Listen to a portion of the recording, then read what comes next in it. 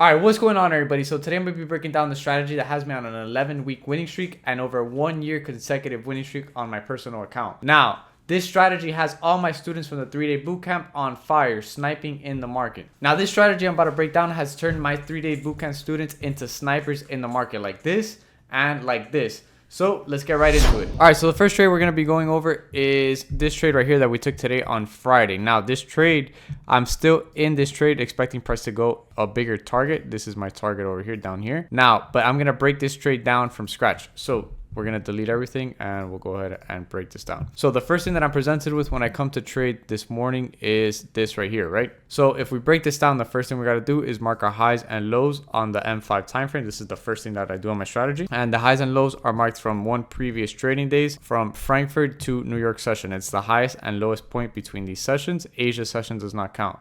So we got the high of day right here. We got the low of day down here. And then now we got the previous high and previous low of day, which is two previous trading days than the one we're trading from.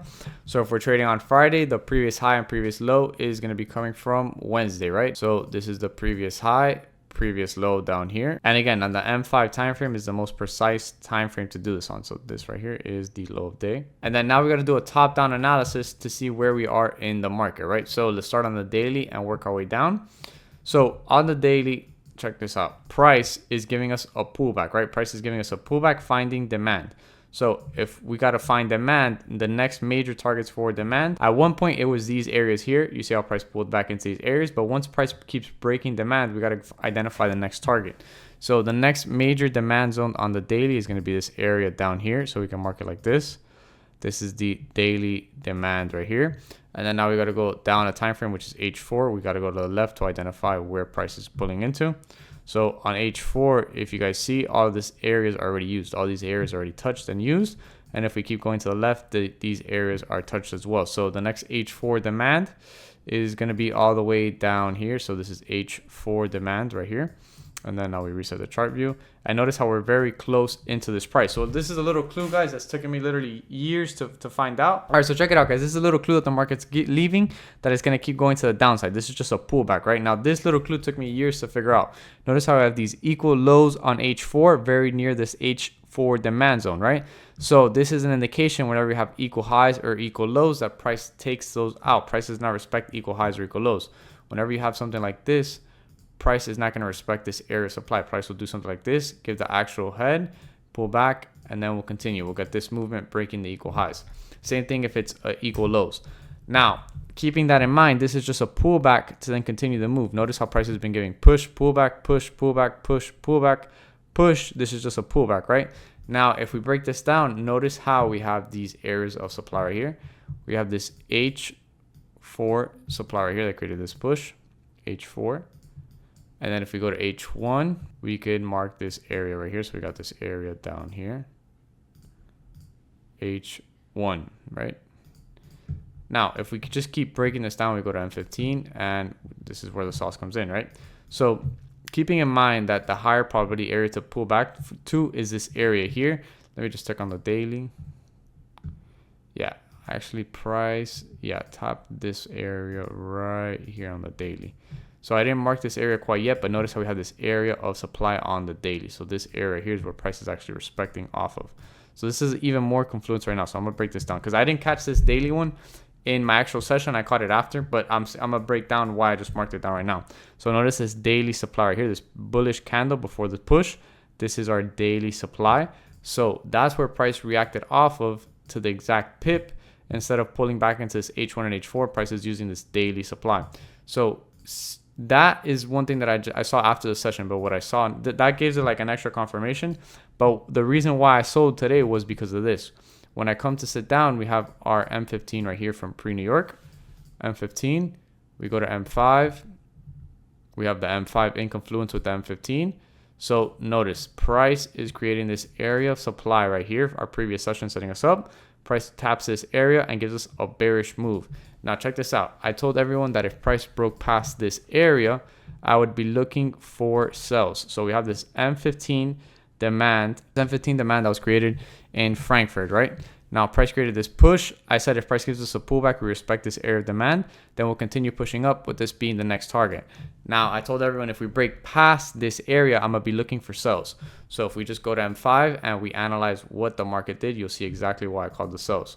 So we just fast forward a little bit and check it out. Now New York session opens, and this is what we are presented with. What did price do? Price used this area of demand just to pull back into the supply and break past this. So as soon as we broke past this, I did exactly what I told you guys that I was going to do, which was sell from this area, right?